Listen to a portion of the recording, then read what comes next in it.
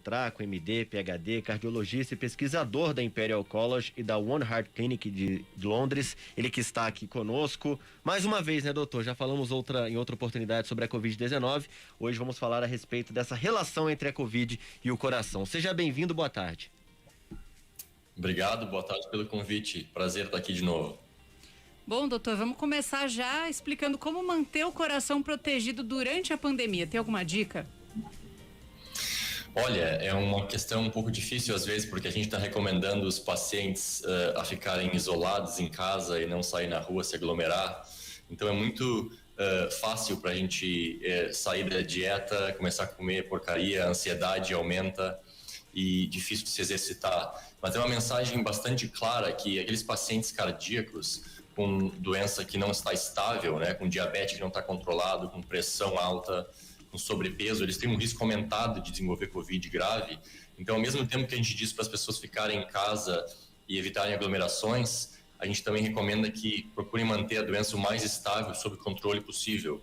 E nunca é tarde para se dizer que, mesmo durante a pandemia, isso tem que ser atingido. Sair para caminhar, mantendo o isolamento, continuar fazendo exercício, e principalmente se tem o risco de diabetes e doença cardíaca prévia, se tiver algum tipo de mudança nos sintomas e achar que está tendo uma piora clínica com dor no peito, que possa ser um evento cardíaco, não ter medo de procurar um médico, de procurar uma ambulância, porque a gente tem visto muito infarto omitido e pacientes ficando em casa com medo de vir para o hospital. Então a recomendação geral é fique em casa, se resguarda, está tudo estável, mas não tenha medo de procurar o auxílio médico se existe alguma piora nos sintomas, né?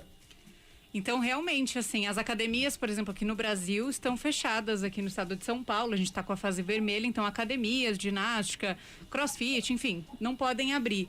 Mas mesmo assim, quem está em casa deve dar um jeito de se exercitar sem sair de casa, né?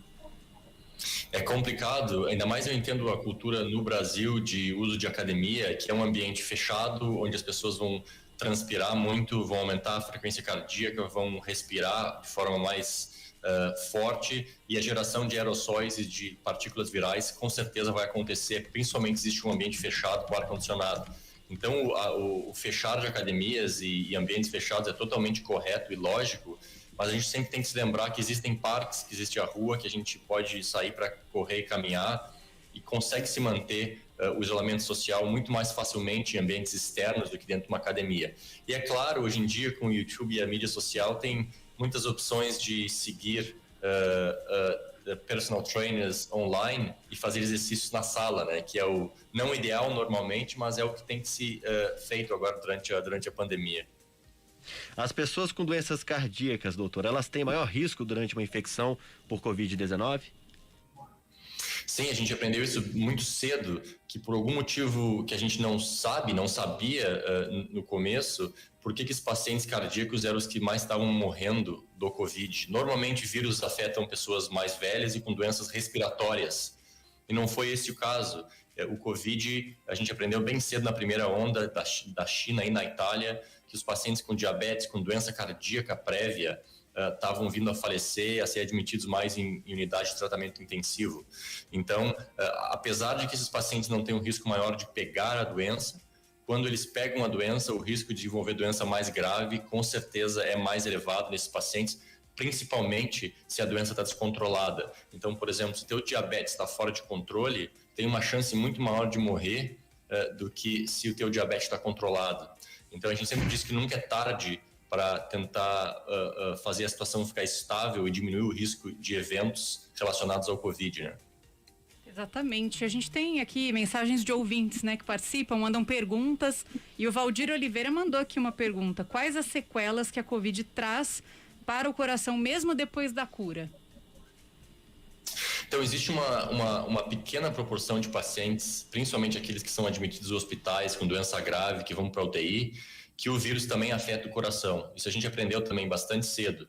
Não só por inflamação, mas por algum motivo o vírus aumenta a capacidade do corpo de coagular e formar trombo dentro das artérias do coração, que faz com que um quadro pareça muito de um ataque cardíaco. E alguns desses pacientes que sobrevivem à UTI e à admissão hospitalar vão acabar com sequelas a longo prazo, com o coração um pouco enfraquecido, e a gente tem que, obviamente, manter um contato com esses pacientes e otimizar o tratamento clínico deles.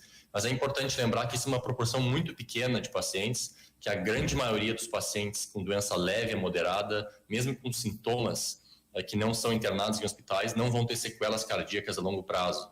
Muitos pacientes vão desenvolver o que a gente chama de COVID longo ou persistente, com falta de ar, fadiga, cansaço, mas não quer dizer que eles têm envolvimento cardíaco significativo. É por isso que é muito importante, se os sintomas persistirem, a falta de ar, o cansaço e aquela dificuldade em se exercitar, de procurar o seu médico para fazer uma avaliação do coração, para ver se não tem alguma coisa mais sinistra, né, mais importante. Mas a grande maioria dos pacientes que recuperam não vão ter sequelas cardíacas a longo prazo. Eu notei nessas respostas do senhor, doutor, né? Esse comentário sobre sabemos isso desde cedo, descobrimos isso antes, conseguimos descobrir isso no começo da pandemia, né? Eu falava sobre isso no começo do programa, acho que é uma doença nova, é um vírus novo, a gente fala ainda, tudo bem que no jargão jornalístico a gente já fala agora coronavírus, né? Mas é um novo coronavírus, uma doença, a Covid-19 é nova também, as vacinas sendo desenvolvidas durante o curso de uma pandemia.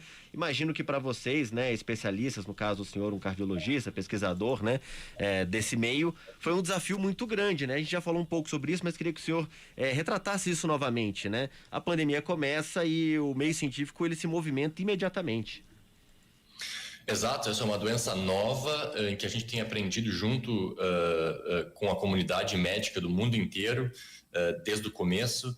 A mídia social, o Twitter, o Facebook, qualquer forma de comunicação virtual foi fundamental no começo da pandemia para a gente aprender com os erros, com os acertos da China e da Itália, e para a gente também ensinar um pouco para o Brasil, que está, digamos assim, um pouco atrás no sentido de tempo, como as coisas acontecem aqui algumas semanas, alguns meses antes. A gente acaba discutindo e conversando com médicos e colegas aí como adaptar os tratamentos para esse novo vírus. E é impressionante até o número de estudos que conseguiu se fazer nesse último ano, não só das vacinas, mas estudos clínicos para tentar entender como o vírus afeta o coração e o pulmão e outros órgãos. E acho que essa pandemia teve algumas coisas boas, foi esse louvor à ciência e aos cientistas, né? Normalmente os cientistas são deixados a segundo plano e agora os cientistas viraram os famosos, que é os que estão desenvolvendo e pegando os dados para a gente aprender junto e talvez melhorar o tratamento do Covid ou saber como se adaptar a novos vírus que no futuro virão, né? Então tem sido, sobre essa perspectiva da ciência e de geração de conhecimento, uma pandemia, digamos assim, fascinante, porque a gente conseguiu adquirir muito conhecimento num curto período de tempo que tem ajudado a melhorar o prognóstico da doença, né? E agora, doutor, eu queria um comentário do senhor a respeito disso, né? Saindo um pouco da especialidade do senhor, mas ainda dentro, né? Do assunto, claro. A gente tem aqui em São Paulo, né? Cada estado aqui no Brasil tem sua classificação. A gente tem a bandeira preta no sul, né? No Rio Grande do Sul. A gente tem aqui a fase vermelha em São Paulo. Restrições necessárias por conta da situação crítica, né? E a gente sabe que o Reino Unido, né? De onde o senhor fala neste momento, passou por isso, né? Agora a situação está bem melhor. Queria que o senhor explicasse o que levou essa melhora aí no local de onde o senhor fala. Eu acho que a primeira onda aqui a gente sofreu bastante e a gente respondeu de forma mais lenta. Eu acho que o governo aqui até admite isso, que as ações começaram a ser feitas muito perto do pico do problema. E na segunda onda, que foi no começo de novembro, que começou até o meio de dezembro, o governo tomou ações drásticas, eu diria até, antes do pico chegar, na ascensão de casos dessa segunda onda. Então a gente sofreu bastante em janeiro, um pouco de fevereiro, mas graças ao lockdown e ao isolamento que a gente instituiu no começo do ano, no final do ano passado, a gente conseguiu ver uma recuperação razoável do sistema de saúde aqui agora, e a gente está notando que está tudo melhorando. O que aconteceu no Brasil, eu acho que por causa da questão cultural, do final do ano, o verão, o carnaval, as festas, ninguém muito acreditava que isso pudesse acontecer, apesar da recomendação internacional de todas as entidades da importância de se isolar. E, obviamente, a gente está vendo aí no Brasil agora o resultado desse descuido que aconteceu no começo do verão, junto com talvez algumas mudanças no vírus em si, nessa cepa famosa de Manaus, que está fazendo ele ser mais transmissível. Então, a combinação de tudo isso faz com que o Brasil esteja sofrendo agora. Vamos esperar que isso seja o pico da crise e que ela não piore. Então, por isso que a gente diz que mesmo agora no pico da crise, quando as coisas estão muito ruins do ponto de vista de hospitais e UTIs, nunca é cedo para a gente se comportar, fazer o lockdown, se isolar e parar a transmissão da doença. Porque piorar a partir de agora, no caso do Brasil, seria literalmente acabar o oxigênio e não ter mais como tratar os pacientes em enfermaria, como a gente viu em Manaus, né? Então, mesmo que tenha tido uma resposta um pouco lenta, na minha opinião, para se fechar, eu acho que nunca é tarde demais para fazer a situação não piorar como está agora, né?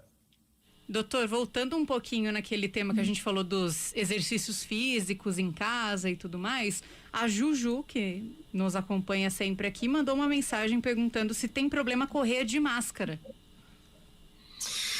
Olha, problema não tem. A maioria das máscaras, principalmente essas máscaras de papel ou máscaras descartáveis ou de panos, ela não chega a causar uma limitação do fluxo respiratório, uma retenção de gases, de gás carbono, por exemplo. A questão é a falta de conforto. Então, assim, tu querer correr num lugar aberto com uma máscara no teu pescoço e na tua boca, talvez tu não vai te sentir muito bem, não vai gostar daquela atividade.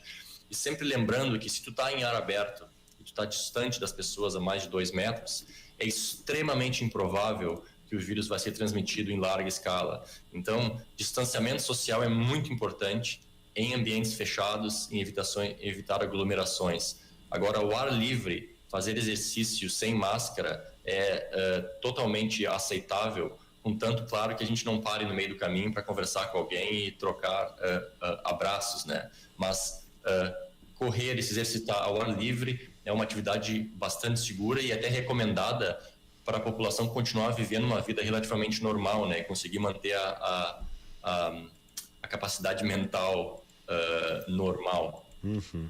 Dr. Ricardo Petraco, MD, PhD, cardiologista e pesquisador da Imperial College e da One Heart Clinic de Londres.